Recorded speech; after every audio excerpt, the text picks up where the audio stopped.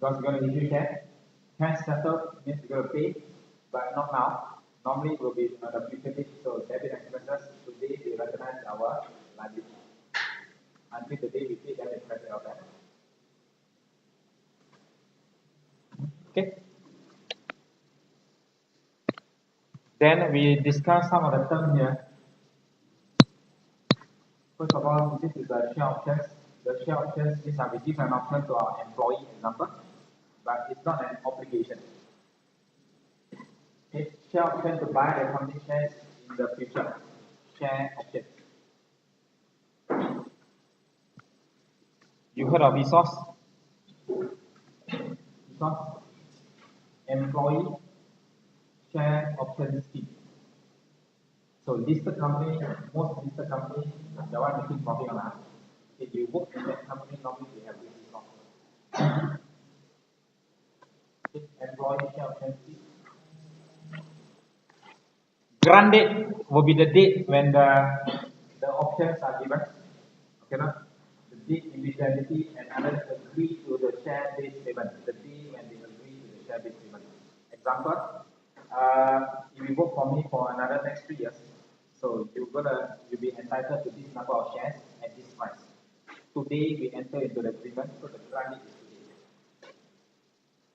Okay, so the date in which the entity, means the company and another party agree to the share-based payment. I'm going to pay you this much, whereby you can buy the shares in the future at a certain price.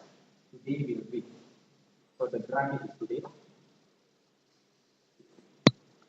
So we have a measurement date, we have the vesting condition. The condition is you have to work 3 years. Okay. So the condition work 3 years, and you must be, example, hit certain target. That is the condition. If the share price increase 10%, then you are entitled to the share. So that is the condition. And the condition, the vesting period will be 1 year. If within 1 year, the share price increase 10%, then you get it. Or you work for 3 years, then you are entitled for the share. So the vesting period is 3 years. Okay. So the condition can be increased in the share price. Maybe you hit target, that is the condition. How long is the target? It can be 3 years, it can be within 1 year. Within 2 years. Okay. So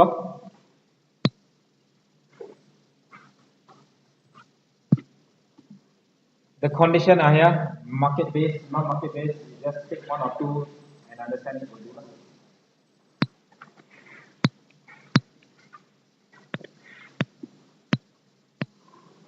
Now measurement. So when we need the recognition test, so how much should we recognize? Measurement, how much? Did I recognize 1 million, 2 million, 5 million? So now we have the measurement. This one also discussed last week, right? Just quick one. Here, already summarized it here. Measurement means how much should I recognize in our book. So when we buy goods and services from a supplier, how much? First of all, we must know whether can it be measured reliably. If yes, then it will be the full fair value of the goods and services received. Yeah, meaning I buy something from my supplier, 1 million. Okay, and the agreement here is I'm going to issue my share. My share worth 1.2 million or 1.1 million. I'm not far. I buy the goods worth 1 million, and I issue them with my share. So the share at the market price today is 1.1 million. So should I recognize 1 million or 1.1? So it can be measured reliably the goods. So fair value of the goods and services is 1 million.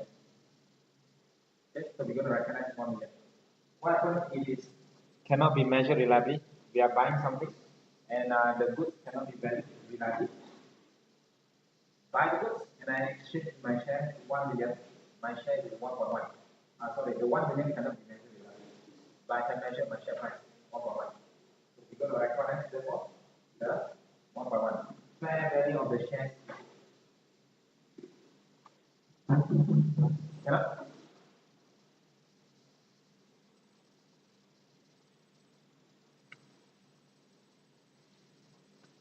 So it's all explained here. Fair value of the goods and services received. If it should be measured at the fair value of the goods and services received, but it cannot be measured reliably here, then it will be based on the fair value of the share.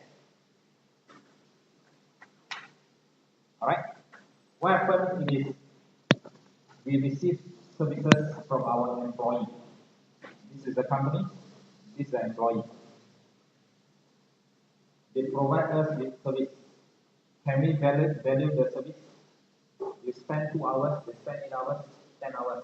So it's very difficult to value that, get the fair value of the services. Therefore, to value the measurement here on services provided by employee, you look at the fair value of the share price. Okay, no? So it actually come back to the same line. Because services is difficult to value. Therefore, we use our fair value of the share price. Okay? Cash settled, equity settled. That one later, but this one more on measurement. How much? Next page.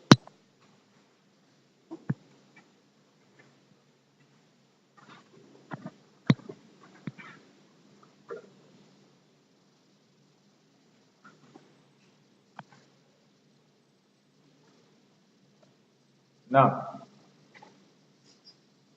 if I know I'm going to pay 300 in year 3,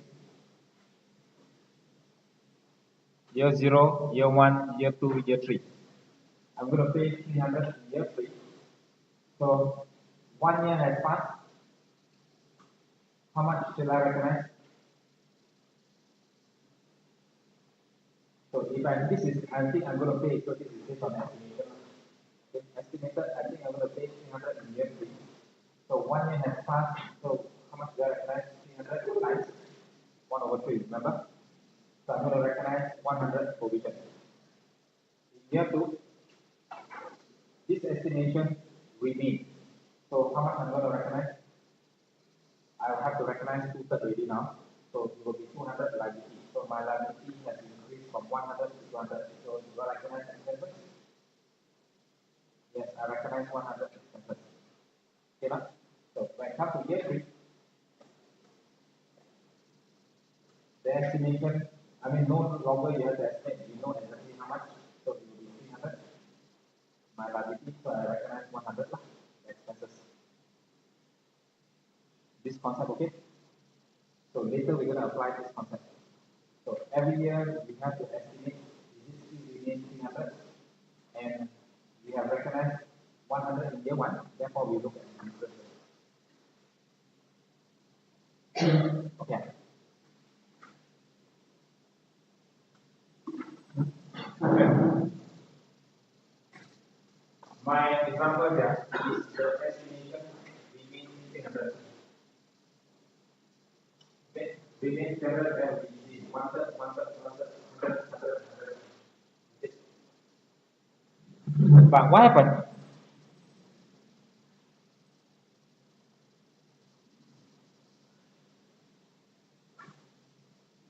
Year 1, year 2, year 3. Today, I estimate 300. So year 1, it will be 300 times with 1/3, correct? This is estimated. So I'm going to recognize 100. Year 2, somehow the liability 300 in year 3, I now revise to 330. I revise the 330. So it should be 110, 110, 110. But now that I get it will be 330 times 2/3. Correct. That will be how much? 220. But last year recognized 100 only. So this time will be 220. So I'm going to recognize 120. Okay? So if the estimate change, necessarily we just do exactly like what we done with the concept will be the liability at the end is times with 2/3. Is it okay?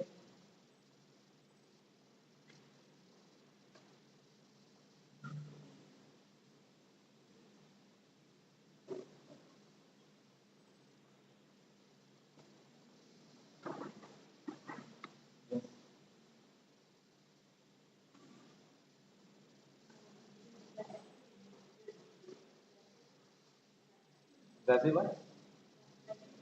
Affect. Yeah, if we use example, rather than 330, it is now 270. Correct? So when it's 270 in year 2, it will be 270 times 2 thirds. Therefore, it will be 180. Correct? So 180, so we're going to recognize 80 as an expense.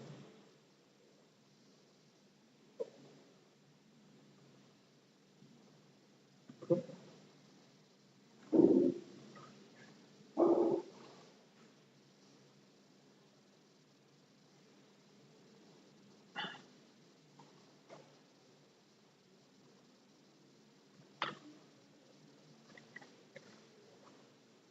The one in blue is the estimation is below 300. Actually, it's still the same one. Okay.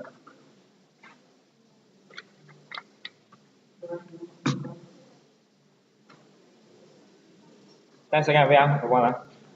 Let me pause this. Year 3, I'm already in year 3, and I know exactly how much is my liability. Because the first year and the second year is just an estimation. Third year, I will know my actual liability. So my actual liability comes to how much? Not necessarily must be 300 or 330. It can be anything. So let's say my liability now is 310. Okay, we forget about the one in blue one. Okay. So it was how much last year? I recognize 220. Based on last year estimation, 220. But now it is 31. Therefore, I'm going to recognize 90 as my expenses in year 3.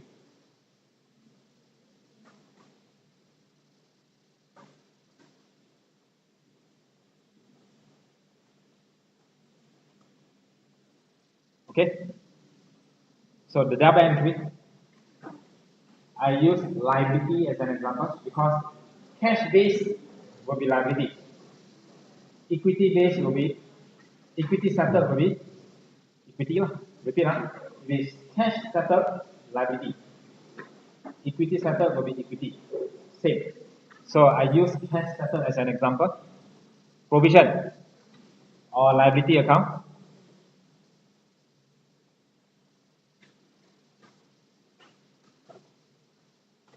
How much I recognize in the first year as my liability? 100. So liability will be here. Bring up. So SPL will be 100 expenses. Liability 100. Expenses 100. Liability 100.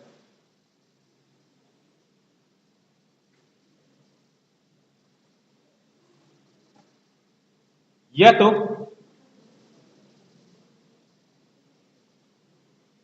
I revise my estimation, therefore the amount estimated will be 220 in year 2.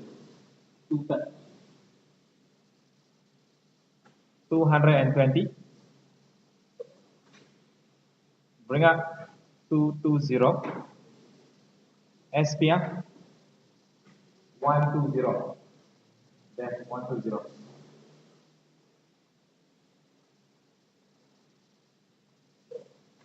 In year 3,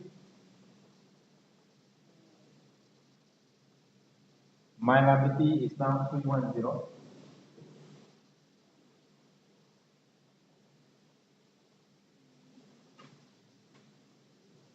Done.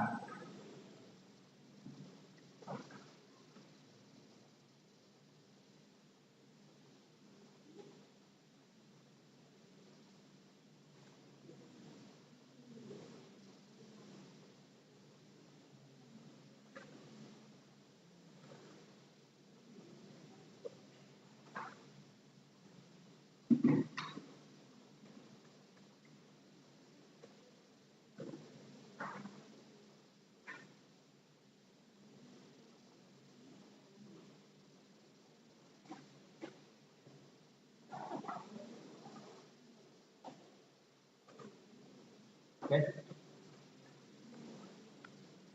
So yeah.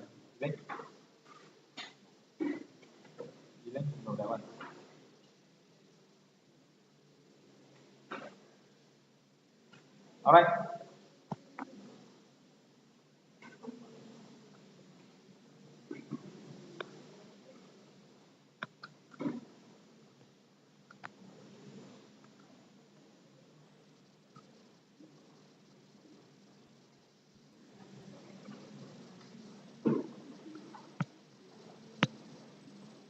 So 1.6, let's do it one more time.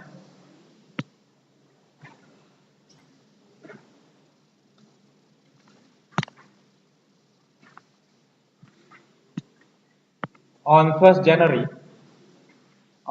January, an entity grant 100 shares to each of its 400 employees. So I have 400 employees, each of them are granted. So the grant date will be 1st of January. Grant date. Each grant is conditional upon the employee working for the entity until 31st December 20X3. So now it's X1, X3. How many years? 3 years. So this is our vesting condition. The condition is you have to work for 3 years, and the vesting period is also 3 years. The fair value of each share option is 20. The value of the option is 20. During 2001, end of the year, 20 employees has left the company, and the entity estimate that another 20%, not another, but the overall 20% of the employee will leave during the 3 years period. So we want to know, I have about 400 employees, and 20 has left. I want to know in 3 years time, how many will remain? Because I want to know my liability in 3 years time. So over here, it says 20% will leave. Means how many will leave?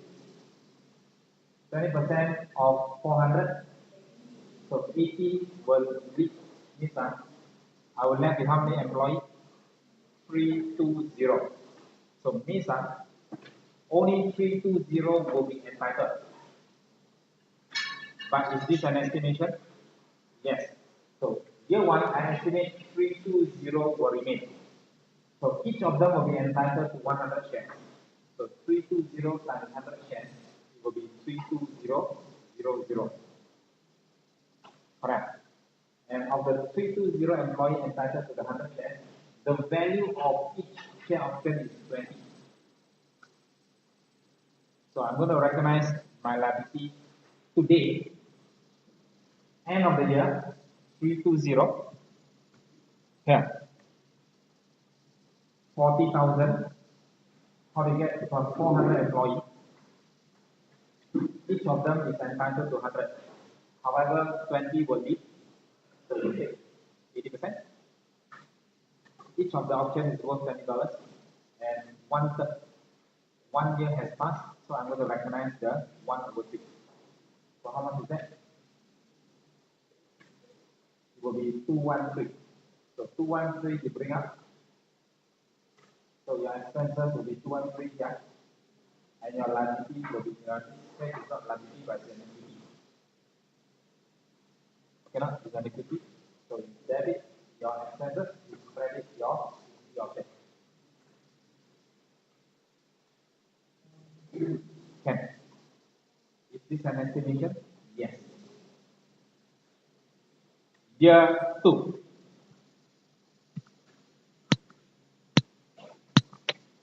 During 2002, a further 25 employees has left, and the entity now estimates about 25% of its employees will leave during the 3 years time. So now we are in year 2. I want to estimate next year how many of them will still remain. Therefore, I can calculate my liability for next year. So 25% will leave. Means 25% of this will be 100. 25% of 400 employees will be 100 will leave. Once they leave, they are not entitled anymore. So left with 300. So 300 employees, 100 share options, and each option is worth $20. So 2 years has passed, so I'm going to recognize 2/3. Estimate my liability in year 2. 400 employees. Each of them entitled to 100. However, 25 will leave. So I left with 75, and this is my value, share options times 2/3. So second year, it will be 400. I have already recognized 213. Second year, I'm going to recognize 400. So increase by 187. So the 187 will charge to P&L. And my liability, or in this case, my equity option will remain at 400. Okay?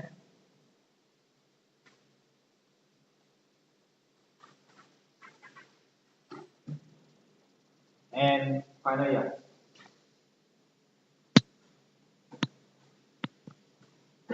During 2003, which is the very last year, where their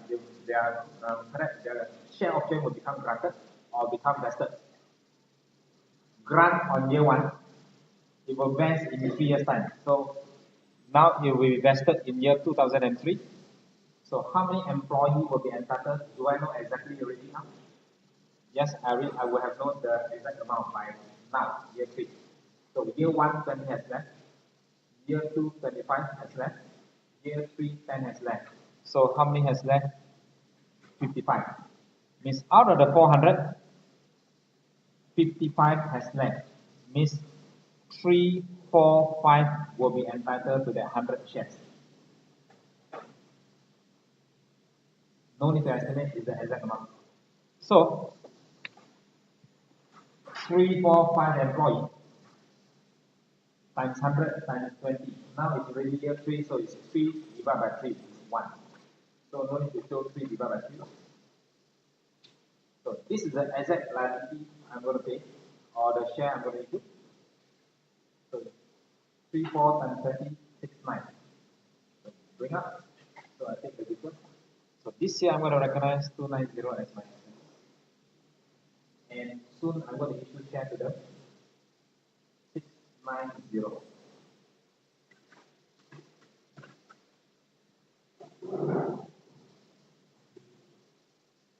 Question. Have I issued a share to them?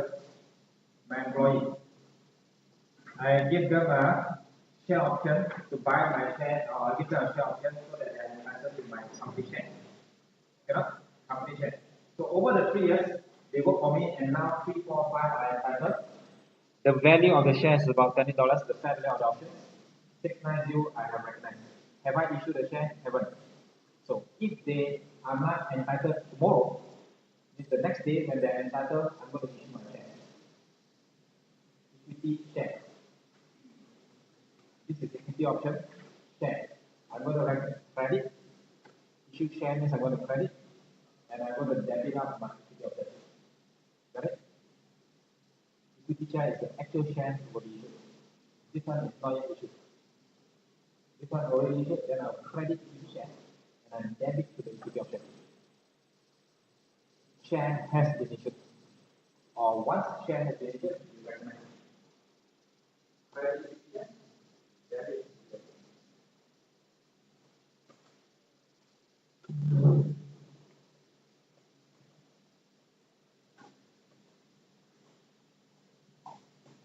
Okay.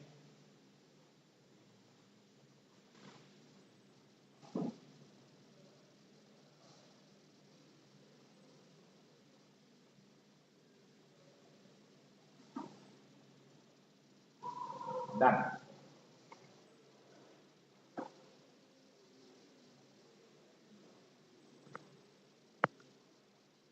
Let's try example 1.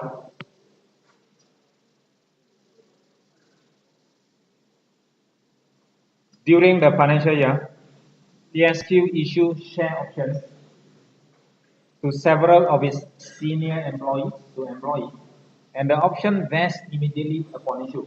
Just now the example 3 years.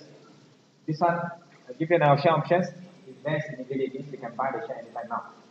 Vest immediately. So which of the following describe the accounting entries that is required to recognize this option? Because this one is a issue share options means they can buy my company share. So that is my expenses today, and I share it credit my. Okay.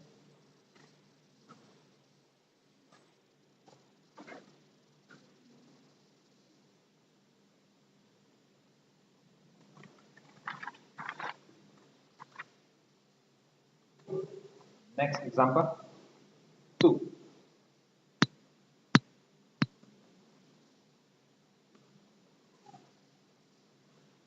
On 1st January, entity grant 250 share options to each of its 200 employees. The only condition attached to the grant is that employee should continue to work for the entity until 31st December 6th.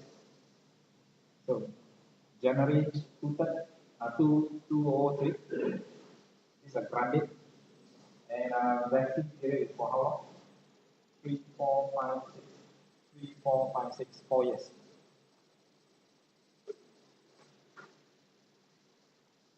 The market price of the option, not the share but the options, the price of the option is $12. And the option for the price of the option for year 2003 will be $15. 2003 chart, 15 will be in 2003. Beginning of the year, end of the year. So if I were to recognize, okay, measurement of money, should I base on $12 or $15?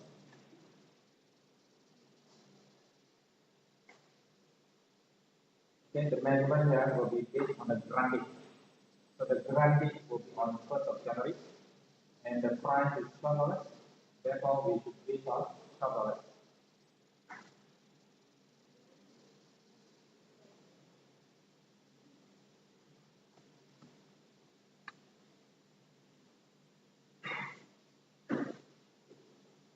Okay.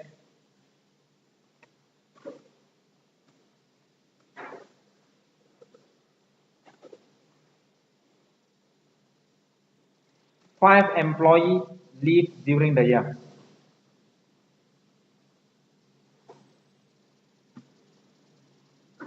Five employees leave during the year. So, of course, earlier example, they tell us what is our estimation in the future. 80%, 20% will leave, 25% will leave, right? So over here, they did not tell us how many percent will leave in the end. So again, we have the estimate. How? This one, the estimation will be different. If 1 year, 5 has left, so we do not know year 2, year 3, year 4, how many will leave, correct? So first year 5 has left, so we use this basis here. 5, 5, 5, 5. Over the 4 years, 5, 5, 5, 5. This is estimated about 30 will leave. So how many employees would left?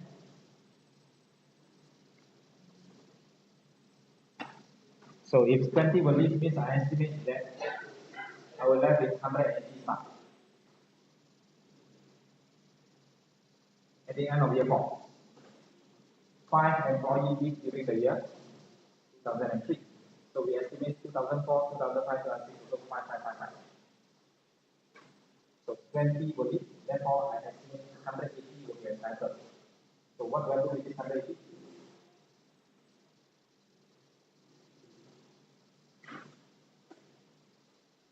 Year 1, year 2, year 3, year 4. What is my liability at the end of year 4?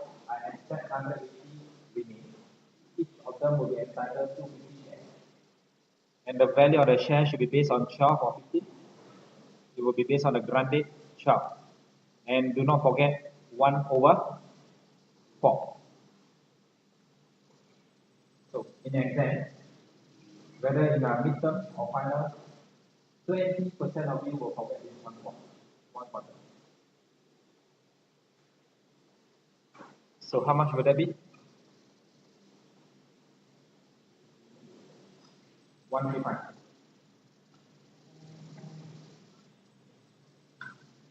What's the double entry to record 135? Debit expense your salary expense 135. Credit equity. Sometimes we call it equity reserves. Equity reserves. Equity options 135. But definitely not equity share. Haven't issued share yet.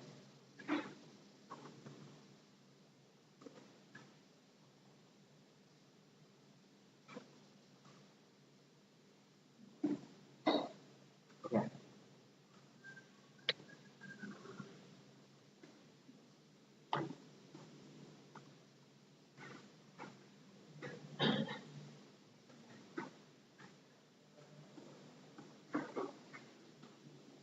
Next.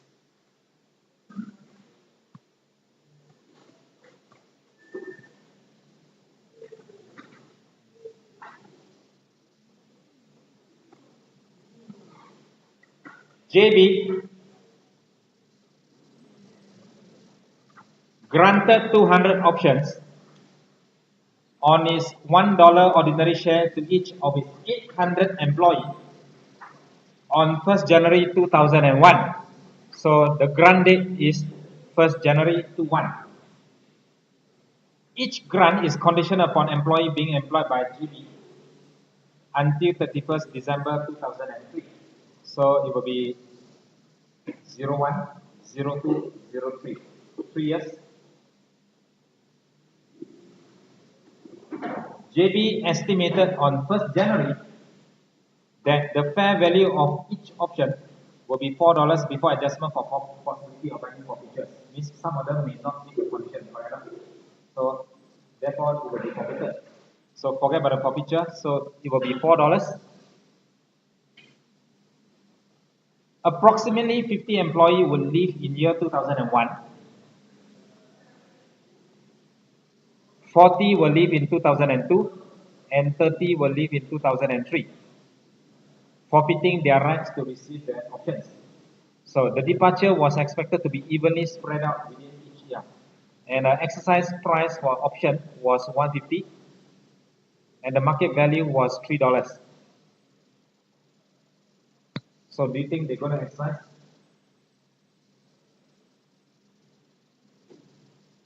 The exercise price of the option will be $150, whereby the market value will be $3. This one, you are given the option to buy at $150 when the price is at $3. Do you think it's likely that you're going to exercise? Yes, sir, but this is not this is 1st January, the grant. Hopefully in the future it will remain at above 150. Cannot? So in the event, only 40 left during 2001. Means this is the actual amount. And the estimate of the total departure was revised down to 95 at 31st. So 40 has left, and we expect that total 95 will leave. 20 actual has left, estimated will now revise to 70, getting lesser. And none during the year 3, spread evenly during the year. So, too many figures, right? Up here we have approximate estimated. Down here we have the actual, 40 has left, another estimated. Okay, this was the original approximate. This one is the year-on-year estimation. So we have to base on year-on-year estimation because every year, end of the year, we estimate. Okay. So,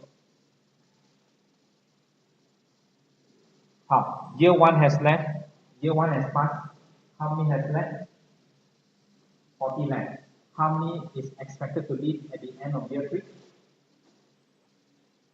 Should we base on this one, note 2, or should we base on this one?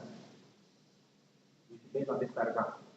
Okay, 40 has left during, and it was estimated that total departure will now be revised down to 95. So I got how many staff altogether? 800 staff. After 1 year, I think that only 95 will leave. So only how many left? you take 800 minus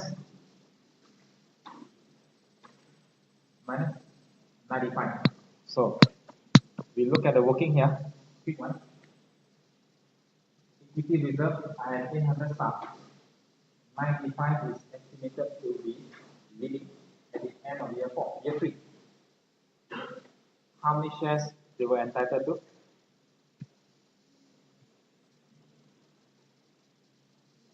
200. What's the value? 4. Each of them entitled to 200, and the value is 4. These two, yeah. You take what? Exercise price is the, you see,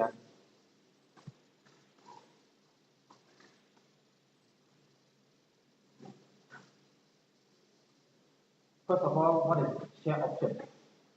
Share options is you have, this is the option. It's given to you. Is this an obligation for you to buy share? No, it's an option for you to buy. You want to buy, you want to buy, up to you. Of course, it depends on the share price, correct? So, this share option is given to you free. Okay, now, so it is given to you free. And what do you entitle to with this share option? Year 3, you can keep buy my share at 150. Okay, so we have share at 150. This is share option. This is the share. It's two different things. Understand? So this option means, let's say it is a contract. Okay, share option is a contract. This contract is passed to you. This contract is given to you, and now in the future you can buy my share at 150. This contract is given to you as a value to you. And the fair value of this contract is $4. So when it's granted to you free, it is a cost to me. So the cost to me is $4. Is it okay? So I'm going to recognize it. My how many shares is granted to you? 200. And you can buy 200 shares at 150. But the value now is $4 on the option. So it costs me 800 per employee. It costs me 800 per employee. And I'm going to estimate how many employees will be entitled. So, what is the estimated?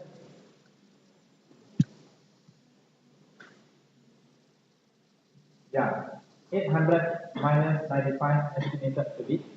So, times with 180. Clear?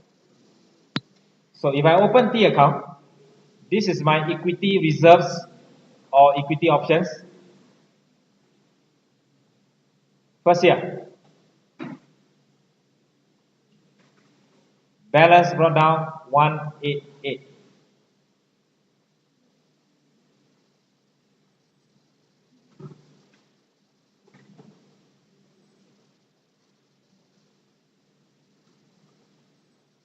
Expenses 180, credit equity reserve 180.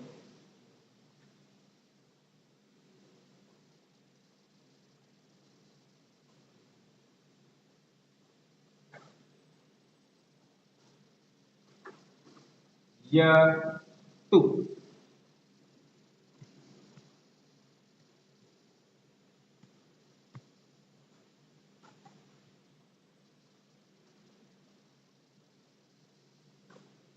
$20 has left during year 2,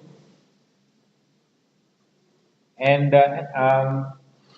it is this share options, the vesting condition is for 3 years, right? So now at the end of year 2, it is now estimated the total departure will now revise to 70. 70 will leave. Out of the 800, 70 will leave. So year 2, how? How to get 201? You know, we look at the working next page. 70 will leave. Working for next page is the next page. 800 employee.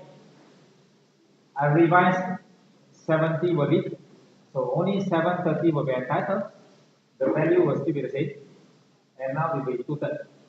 So what is my equity reserve in total? 389. 389. But how much have I recognized so far? 188. So 389. 389.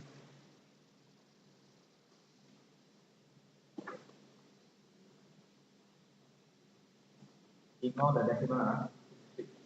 Bring up 389.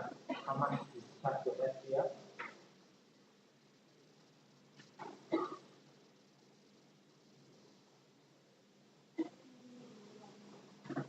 201.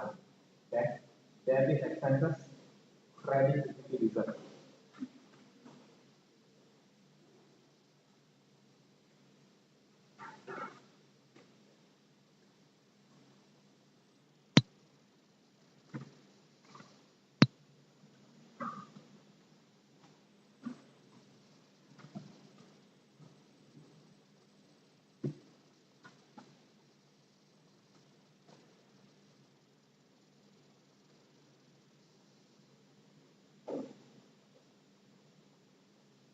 Okay.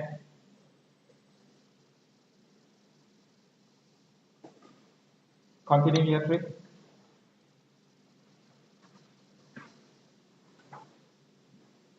None has left in year 3.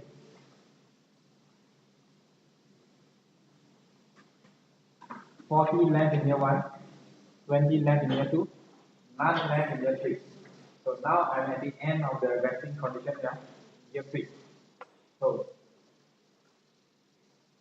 how many of them has left in total? 60. So how many of my staff will be now be entitled? I have 800 employees. So far 60 has left. 740 will be entitled. 740 will be entitled. You look at the booking. 800 minus 60, I left with 740 employees. They will be entitled to 200 shares at $4 each. Year 1 estimation, year 2 estimation, year 3 is the actual. So I have so far recognized 389. And end of the year, when I know my actual 592, so the difference will touch the 389. Correct? So 592.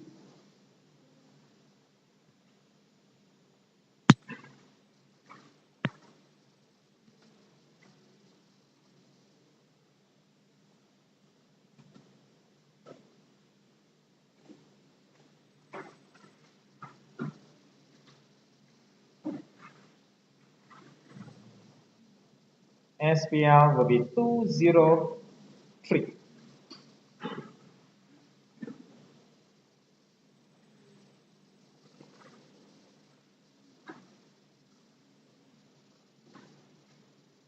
Okay.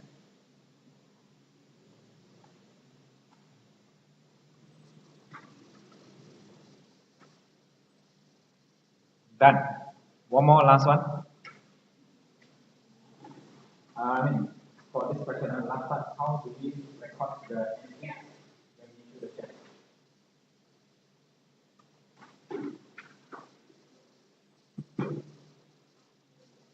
Okay, I'm ready end of the year, and the next day I'm going to issue the check. First of all, do you think my employee will exercise this option? Do you think my employee will exercise this option? When the options given to them, the contract given to them is they can buy at 150. They have to pay the company 150 when the price was $3. Of course, we do not know the price now. Of course, we assume that it's more than 150. Assuming the price now is $2 or $3 or $4, doesn't matter. They're going to exercise it at 150. So, if they're going to exercise, we're going to issue share. Correct? So when we're going to issue share means we're going to credit equity share, ordinary share capital.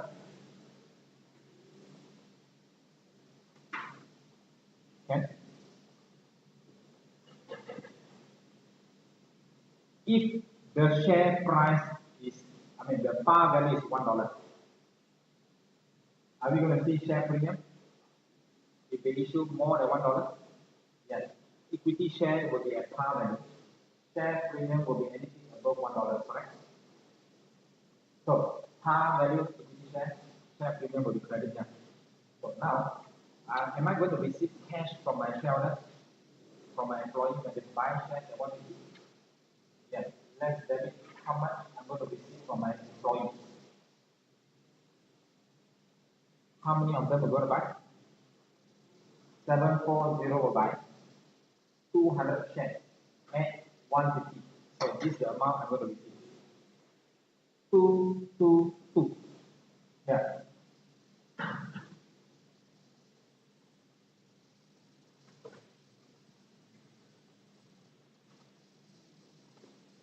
Okay. And now that I have provided 592 as equity reserve, I set aside reserves of 592 for my 700 employees. So now now they're going to pay me money, so I'm going to reverse out this equity reserve. So I need to debit 592, which is 0.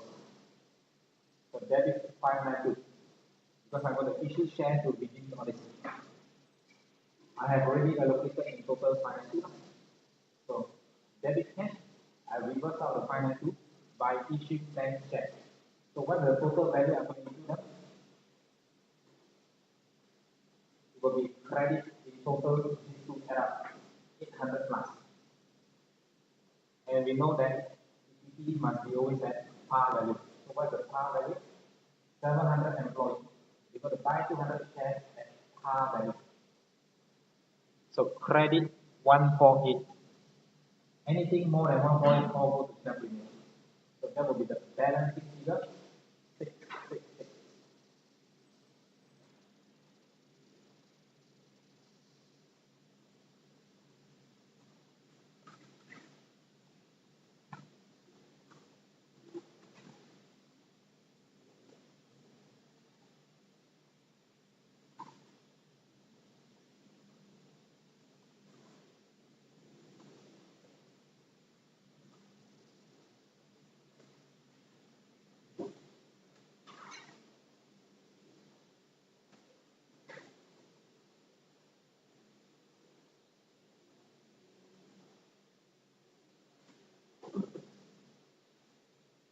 Clear? More than $1 means everything go to share premium.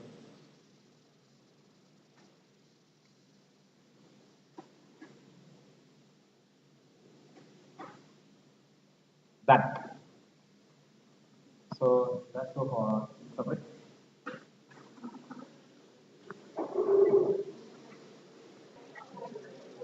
Okay.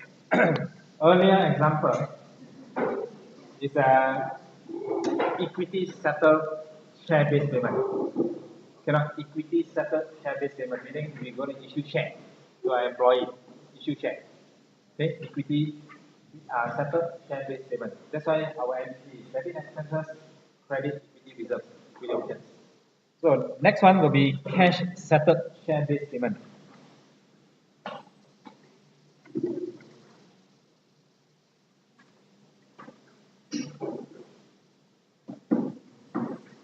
Cash settled share-based payment, and you ignore 1.7 cancellation with issuance.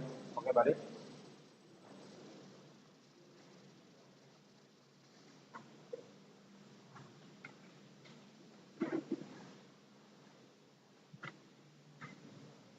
One example of cash settled share-based payment will be A. Of course, we got A and B are two examples, but we focus only on A. SAR, share appreciation rights.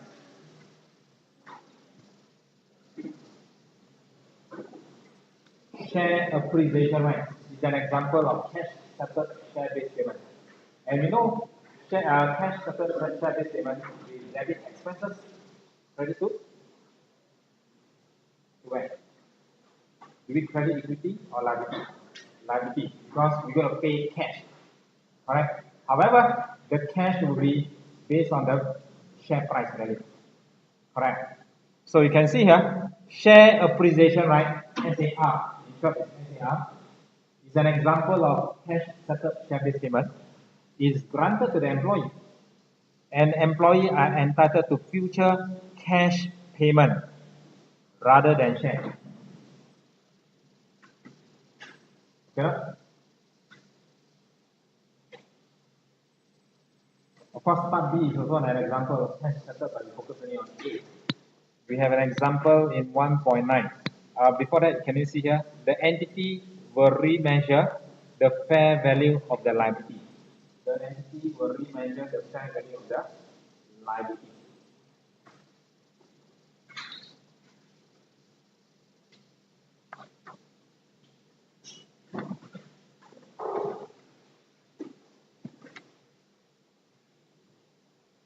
Okay.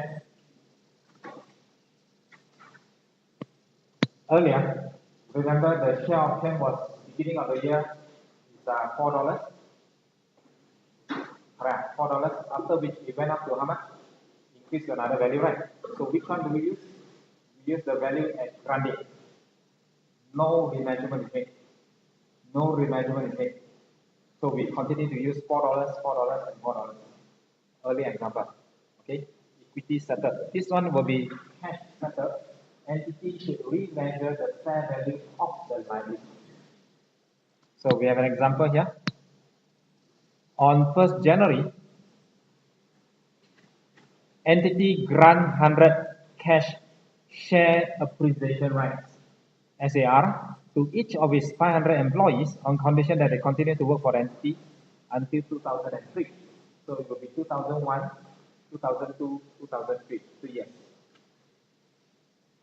During 2001, 35 has left, and the entity estimates that a further 60 will leave during the 2002 and also 2003.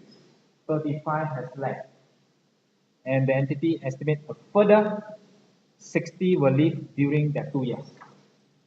So how? I got how many employees altogether? 500. And in 3 years' time, I estimate how many will remain, or how many will not be there anymore. Minus how much? We minus 35, of course, already left. And a further 60 will leave for the next 2 years.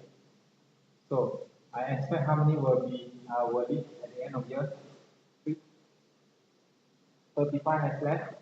A further 60 will leave. So in total, I expect 95. Can you see the wording they use? Is it different from the two examples? Our earlier example, 20 has left, not this example. And we estimate at the end of the year, 420% will leave. So we forget about how many has left. 420% will leave, so 80 will leave. But this question here, 35 has left, and another 60 I expect to leave. So I expect 95. So, continue, during 2002, in second year, 40 employee leaves, and entity estimate a further 625. And year 3 will be this one, 150 exercise their share appreciation right. So this one exercise their rights. So we focus on year 1 and year 2 first. Year 1 and year 2 first. Year 1, I have 500. I expect 95 to leave. Of course, 35 has already left. So can you see the working here? Next page.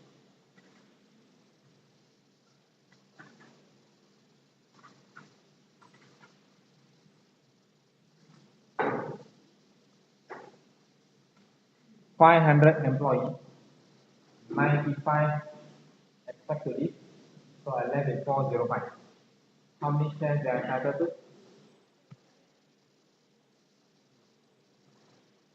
100 SAR, 100 cash SAR per employee. And the value of this SAR today is 14.4. 14.4. So we're going to take 14.4 as the value of the SAR. Okay. 405 times 100 SAR, and the value of the SAR is 14.4. So same thing, 1 over 3. Okay. So total liability will be 194, and expenses from 0 to 194 is actually 0 to 194 is actually 194 expenses. Okay. So it's a liability, I'm not equity reserve because I'm going to pay my employee cash. Year 2.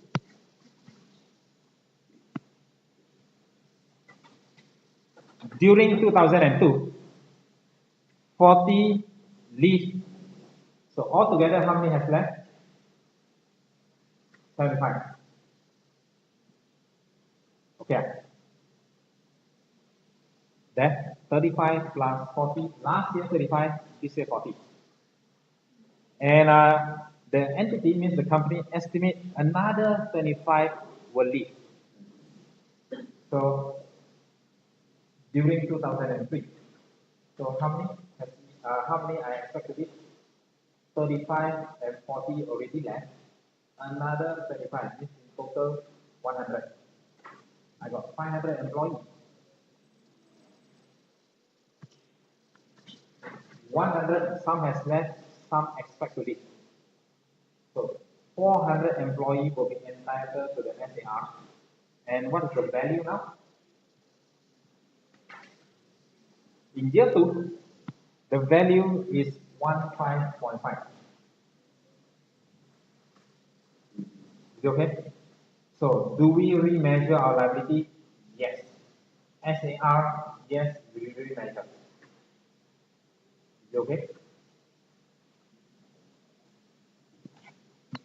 So I also highlighted here, the fair value of liability is remeasured at the end of the year. So the liability is now, sorry, the fair value is 5. So the size is 5. 413 is the total liability. And I have already recognized 194. So the difference will be, yeah, expenses.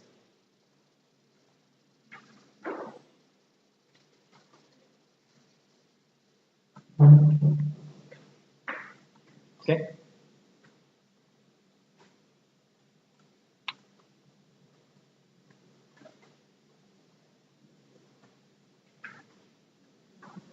Year 3.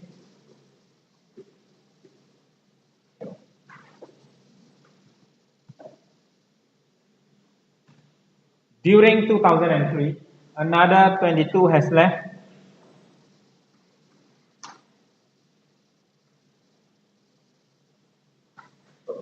Another 22 has left. So altogether, how many has left? 40, 75, 97. So 97 has left. Okay? Year 1, year 2, year 3, actual left is 97. I got 500 staff. Clear? Let's continue next paragraph. At 31st December 2003, the very last day of the year 3, 150 employees exercised their SAR. I got how many staff left? 500. 97 has left. So I left with 403. They are entitled now. Okay, now 150 exercise their SAR means they want me to pay them now. They want me to pay them now. So what is the intrinsic value of this SAR? $15. They exercise 150 exercise, so we have to pay. I have to pay to the 150 employees. So we look at the working here. 150 employees exercise their SAR. There will be 100 shares each. Okay, SAR means $100 each. 100 shares SAR. And how much is the value of the SAR? $15. The intrinsic value.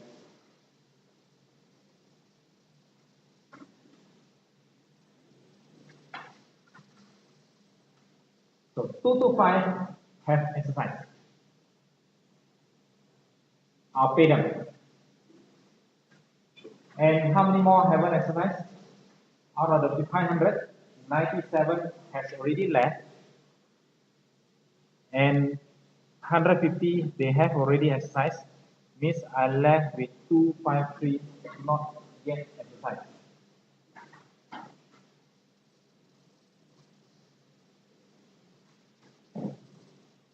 And we have to remeasure their SAR every year. So what's their SAR value? It is 18.2.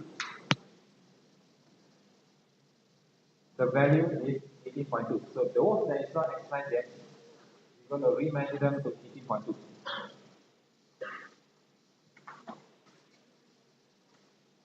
Okay?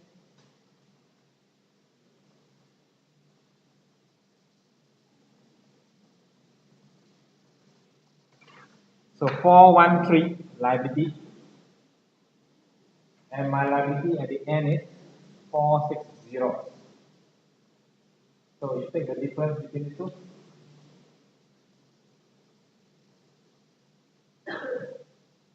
Difference between 413 and 460, do you get 47? Yes, increase in my expenses, increase in my liability. 413 increased to 460, so increase by 47.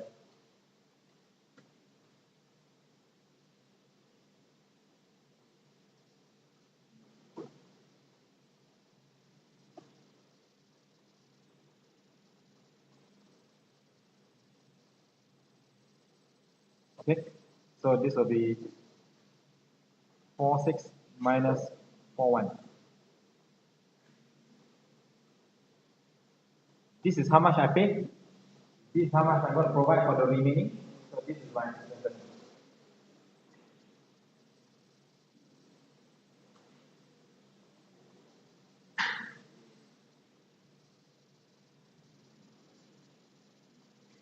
Clear?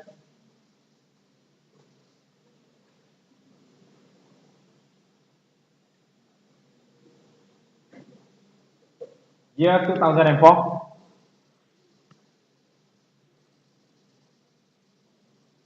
Another 140 employees in year 4, they exercise their SAR. So when they exercise their SAR, we're going to pay them. Okay, the value of the SAR, I'm going to pay them based on this $20. So 140 were exercised. Means we still have balance haven't exercised, correct? Yeah. I got 253 not yet exercised. However, in 2004, 140 of them exercised 100 SAR. The intrinsic value is 20. So I'm going to pay them 280. I'm going to pay them 280. And how many more haven't exercised? 253, 140 exercised means 113 not yet exercised. And if not yet exercised, we're going to value them at the fair value of 21.4. Yeah.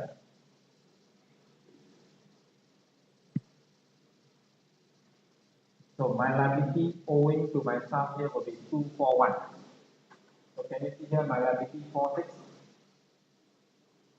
drop to 24. Income or expenses 46 liability. Most of them already exercised. I left with 113 haven't exercised. So the liability will not be 46, drop to 24. So it's a negative because it's an income. I have already paid 280 expenses. Increase in my liability is an income, so the net will be negative expenses.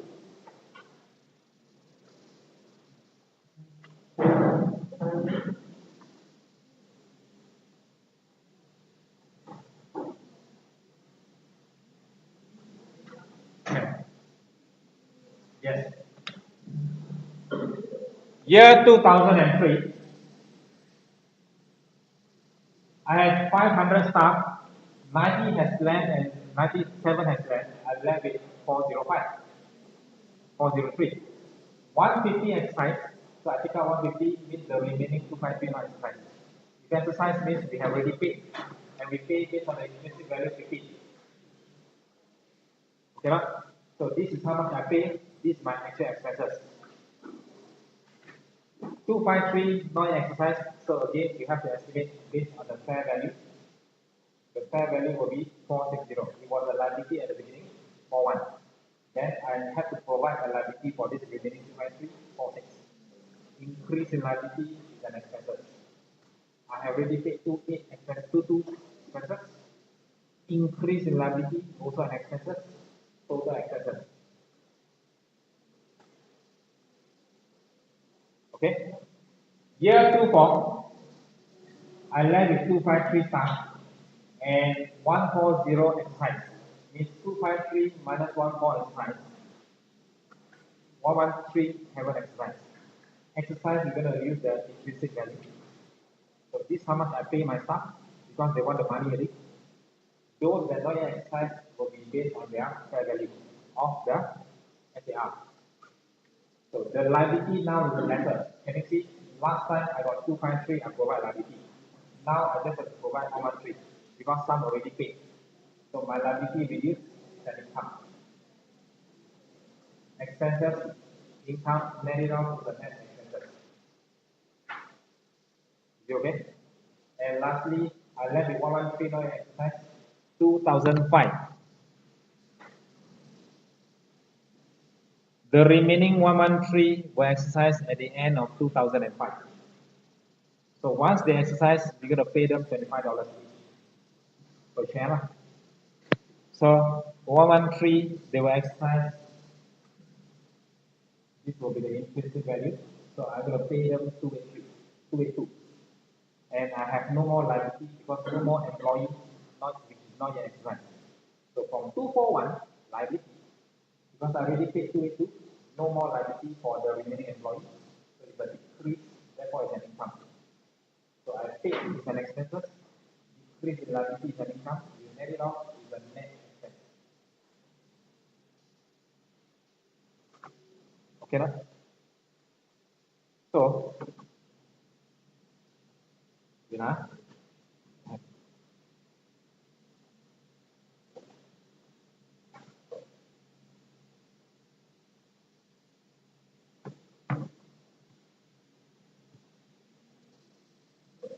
so the total expenses will be 1, 2, 3, 4, 5, and 7, 8, 7.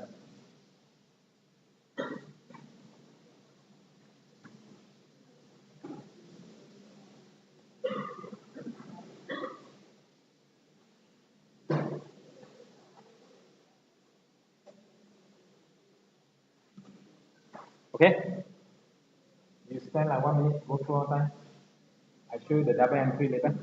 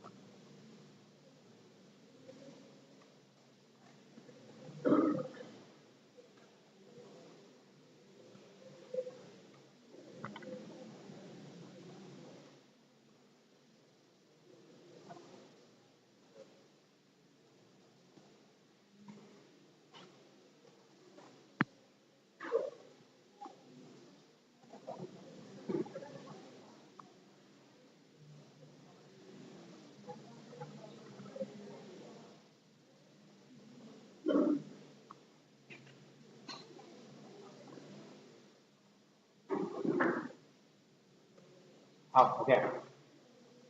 Okay. Okay. To the company, I have paid to my employee, correct? What kind of cash settled equity, cash settled share-based payment. So, can you see different year, different employee exercise at different year? Different employee exercise different year. So, how much I pay them is based on the share price at the time of the exercise. So, $15, how many of them exercise? In 2003, 150 employee exercise and 150 employees. Each of them entitled to 100, correct? So I pay them $15. How many of them exercise at $20? 140 employees. And each of them entitled to 100 shares. And how many of them actually exercise at $25? 113. So this is how much I paid them. Can you total up? Over the 3 years, this is how much I paid.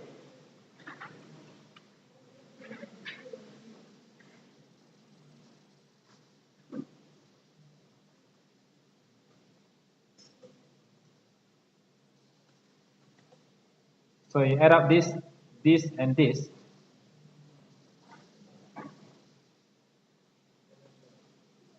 You got 787,500, correct?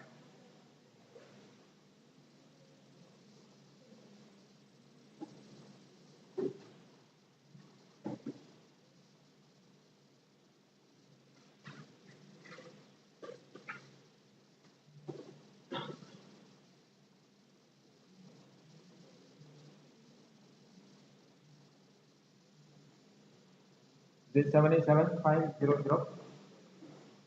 That is how much I pay to my employee. Year 3, year 4, year 5. However, it was granted in 2-1.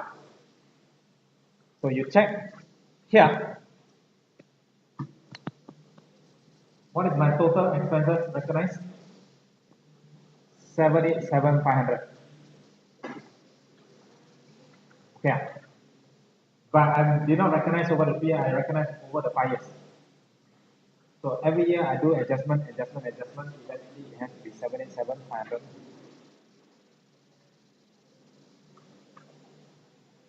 Okay. Why so difficult? 1 year 787 is not right. Alright. What to do?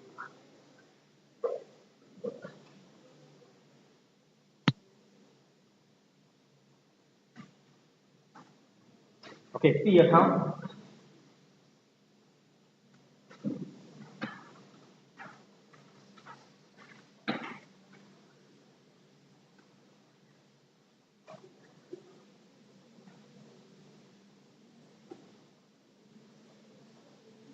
In the first year is a liability.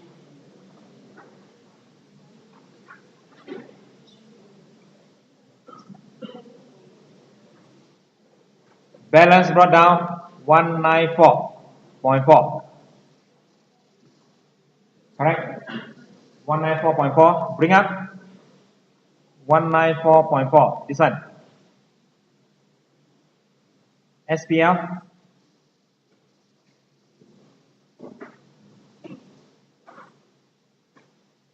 $194.4.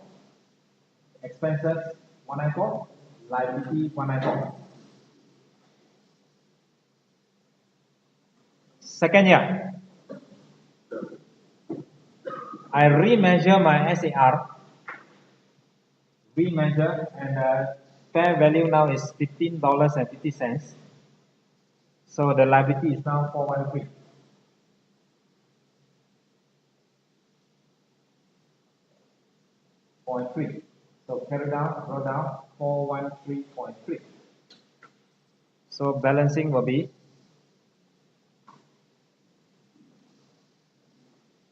SPL 218.9. There, this one. 218.9.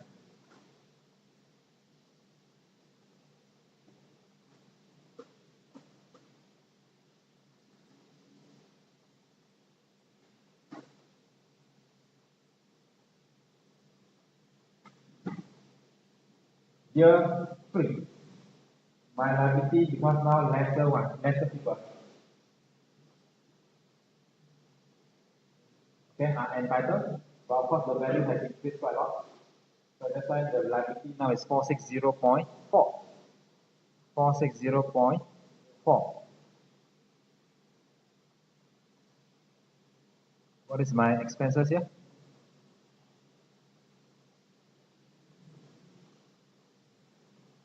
47.1.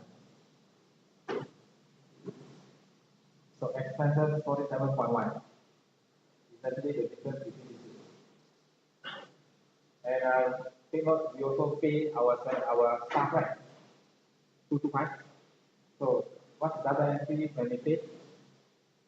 We credit the bank and debit expenses. Credit bank, debit expenses. So we have another expenses of 47 here. So my total expenses is 270. Okay.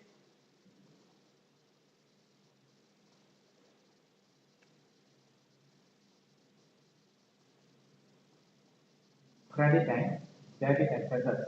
So I got two expenses. One is 47.1. One is 225. Total expenses 270. Year 4.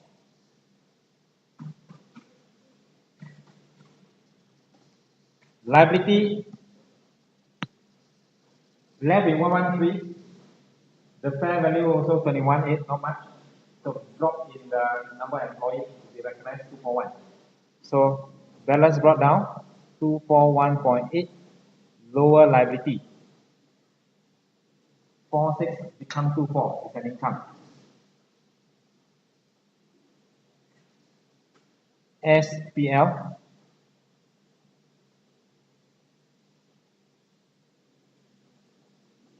four six become 21 will be 21 8.6 is an income. Liability 46 drop to 24, so it's an income. So this is my income. And during the year I pay to my employee 280 is my expenses. So one expense, one income, you net it off is a net expense. Okay. And final year, all of them have exercised. I have no more liability. No need to show line is zero, correct? So amount check the SPF.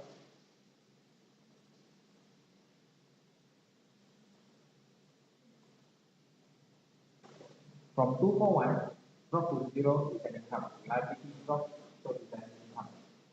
This one is the expenses when I pay, so it's a net expense.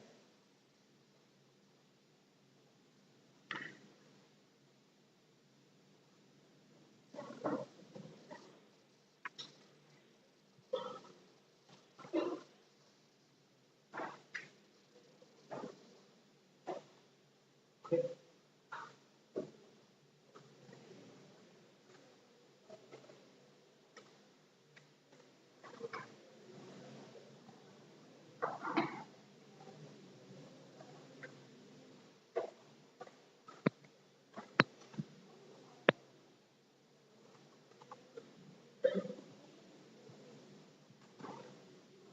On a share-based payment, number 2, this one involved. Deferred tax implication on share-based involved. Chapter 2 and 3 together, but this one is not. Deferred tax itself is very different. Share-based, okay. Share-based is okay, right? Combine them together, help.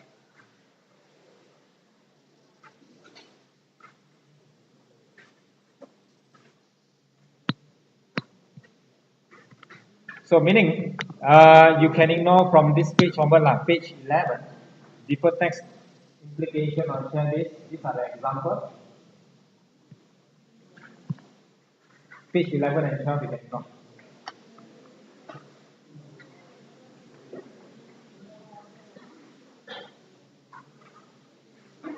Okay.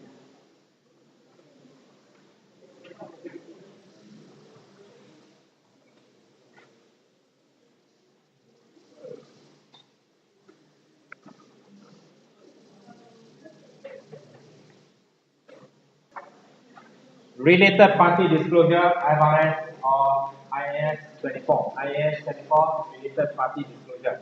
So this particular standard mainly deal with disclosure. Mainly deal with disclosure. So like last time, your senior, normally they go for intern first, then they come back to do their final, their final sem. So they go for their internship and then they come back. So normally after the internship, to me the benefit, of course you got pro and cons. So the benefit is at least you know what is different. You can refer to the financial statement, you can see how to do. One more thing is related party disclosure. It's very mistake with them, especially in company. So why is it so important to have related party disclosure? Company that run the business, the person that run the business, the director that run the business, they expect to what? Make money for the company, correct? Okay, to maximize shareholders' wealth. So we expect all the sales, all the purchase, all the transactions are actually made to the best interest of the company, correct? To ensure the best interest of the company, make the highest profit, the lowest cost. But somehow, there are some transactions may not be at arm's length transaction. Heard of this term? Yes? Arm's length transaction. If I buy from my supplier, I buy from IKEA, I buy from IKEA, I sell to my customer, all this will be based on market rate, correct or not? So, but we call that an arm's length transaction, arm's length basis. But somehow, if you sell, you got watches, you want to sell it to outsiders, you sell at market price. If you sell it to your brother, you sell it to your mom, your sister, or whatever, do you think you have to sell it cheaper? Or do you think you will be forced to sell it cheaper? So, below market rate. So, that transaction is not arm's length transaction. Correct? So, same thing may apply to company. Same thing may apply to company. So, if I sell to my subsidiary, I sell to someone related, somehow I'm related to both parties here. So, I sell to you cheaper, you sell to me cheaper, something like that. So, we call that, it's not an arm's length transaction. Therefore, this standard will come in future. Okay, we have to disclose. Whether arm's length or not arm's length, we have to disclose related party transaction, RPT. Related party transaction. We have to let the user know. Okay, now, because if you don't let the user know, the user means the investor will stop the director. Okay, will run the company, everything will be to the best interest of the company. But sometimes when you sell to a company that is owned by your wife, then who is going to lose out? You sell to a company that is owned by your wife at a very low price. Who is going to lose out? The company. And the company is probably owned by you and also others. So it means the others are going to lose out. Okay? So that's why we have to disclose. Okay, we have to disclose and let the user know, the other user know. So, before we look at what constitute related party, we want to know what kind of transactions we want to disclose. You turn to this page. Page 15.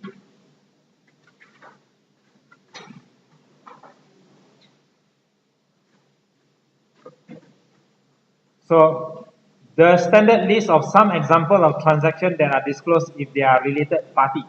Later, we're going to look at what constitutes related party. And these are the type of transaction that constitute related party transaction and need to be disclosed. So, we just pick a few. For example, buy and sell goods. Okay, buy and sell goods between related parties. Husband sell to wife, both two different companies. Or it can be parents sell to subsidy sell to parent. All this must be related. Not just goods, we must also disclose the property, sale of property, sell car, sell houses, sell land, sell factory.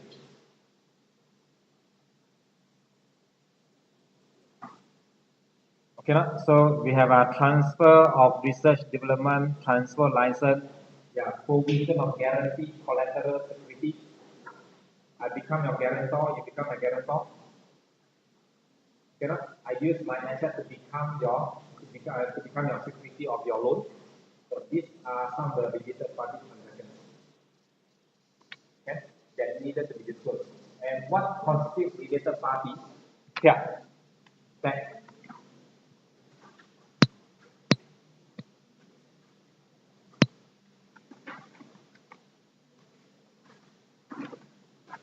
definition 1.3.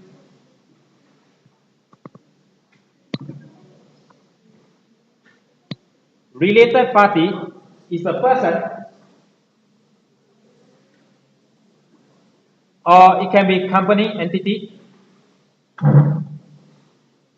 that is related to an entity that is preparing its financial statement.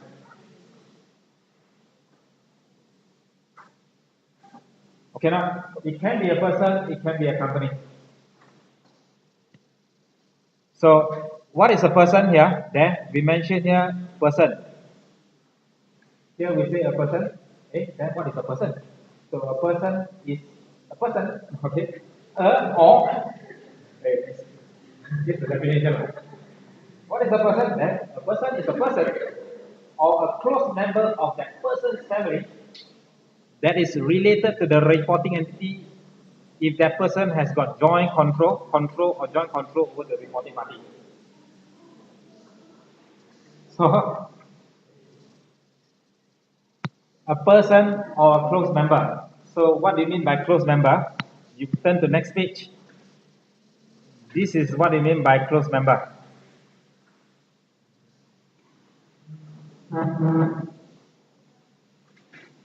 So when we are talking about related party, it can be a person. Not only that person, it's also a close member of that person. Okay, so what is close member of the person? There. Close member of a family of the individual. There, yeah. They may include individuals, domestic partner, and children. Means that person's domestic partner and the person's children. Domestic partner we take it as a wife lah. But sometimes domestic partner they stay together but not wife is a domestic partner. Okay, not? So you can see here very wide, not just wife, domestic partner. So there's the next task wider. Okay, wife then is only one wife, but domestic partner can be a few. Okay, so individuals, domestic partner, and their children. Children of the domestic partner. You know domestic, you know servant, sometimes they call it domestic servant. These are the person who stay in the house, the servant, they are domestic servant. So these are domestic partner. So domestic partner and domestic partner's son, children, also considered related party.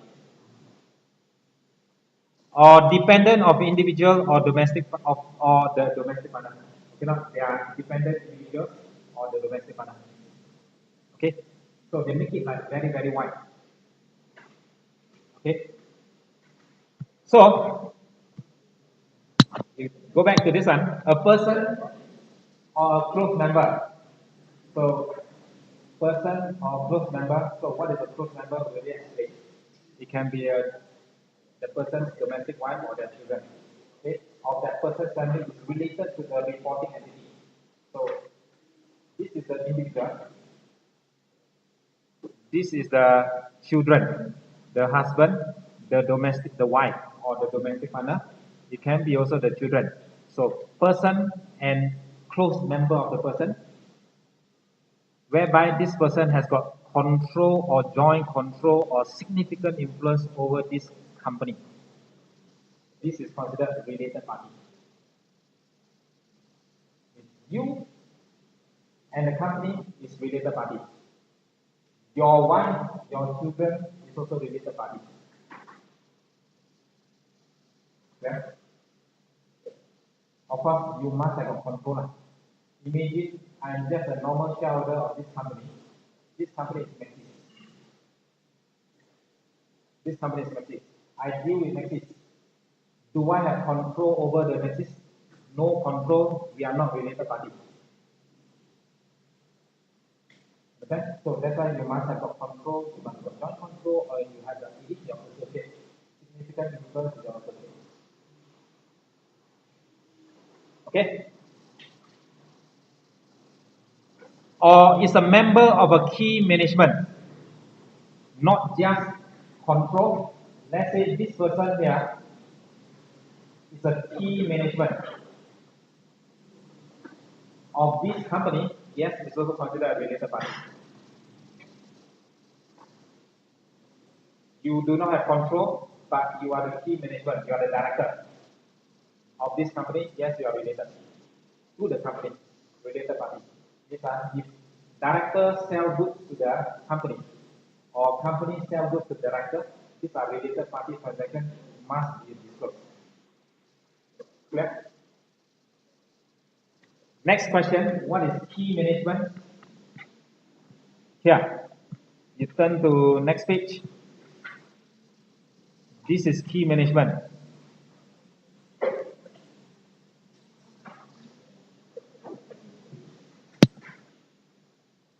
Key management, example, the directors are person having authority power.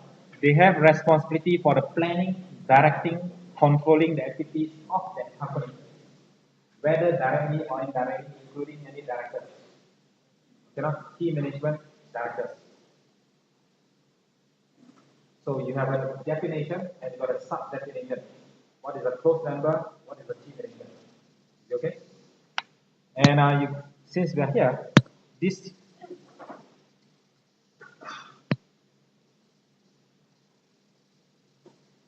we look at A. Two entities simply because they have a director or key management in a common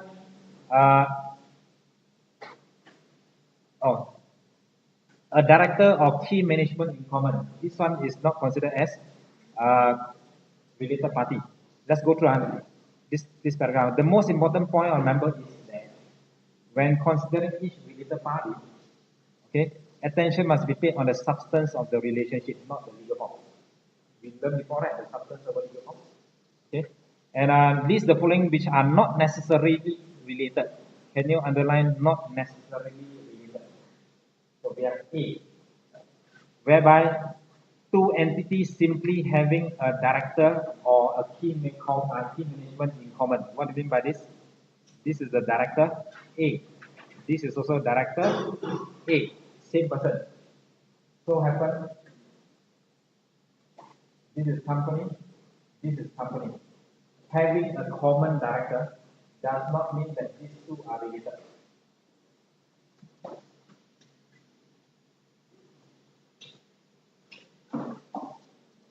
And they never say confirm not related, but they mention here not necessarily related. Means there's still possibility that they are related, but not necessarily related, even they have the same director in different companies, common director. Okay? What happens if A is a key management setting? Whether a director or a key management does not necessarily mean company A and B, these two companies are related. Clear?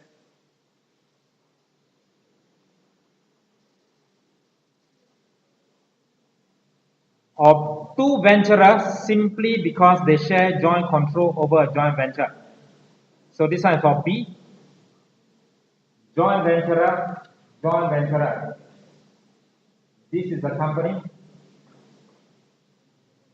They own 50%, they own 50%. Joint venturer, joint venturer. We haven't done it already. So normally joint venturer, they have a joint control. They have joint control over this company. And that does not necessarily mean that these two are related. The two joint venturers are not related, even though they have a same joint control, same company.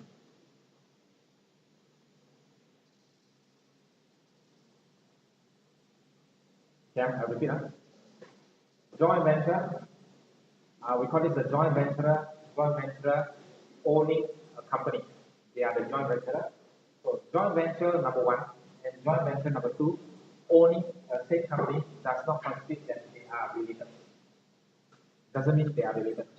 Is it okay?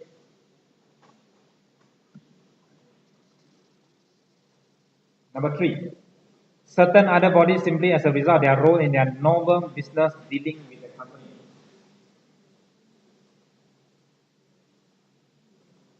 This is a company. This is a director.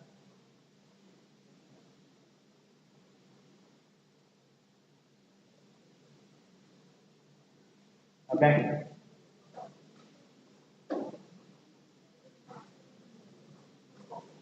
My subsidiary or someone related, not someone, just common. Sorry, I use this example.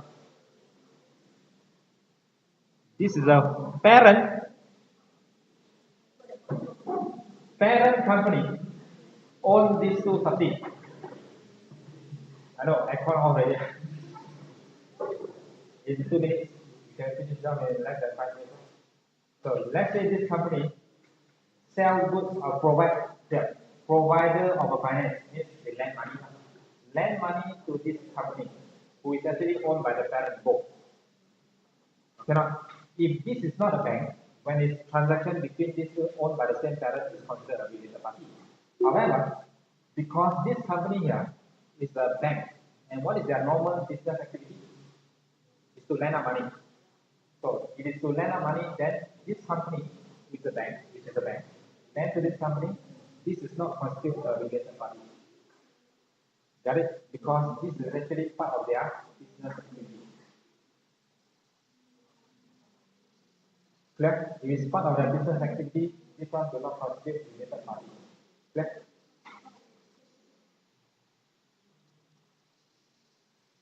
Dealing between two companies. When I borrow money, let's say this one is another company, not a bank. Lend money to him, who is related.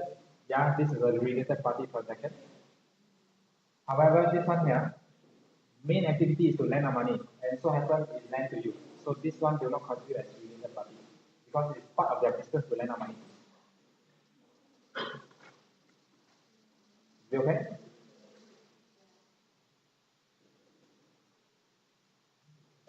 So, the most common related party transaction that you have to disclose is parent sell to subsidy. We learn in console for now. Parent sell to subsidy console. Individually, in the individual book, they must disclose. I sell to subsidy. On the subsidy, I buy from the parent. We have to disclose. But when it comes to consolidation, did we cancel off? Did we cancel off the sales? Did we cancel off the realized profit? Yes, we do cancel off. So from individual point of view, we must disclose. But when it comes to consolidation, you're not too worried because it's not taken up. It has been eliminated. Okay? So this one will be on your parent subsidy. Okay? So for related party disclosure, that's it. The rest of this one, you don't have to worry. Because this one explains person. This one will explain entity. Forget about it.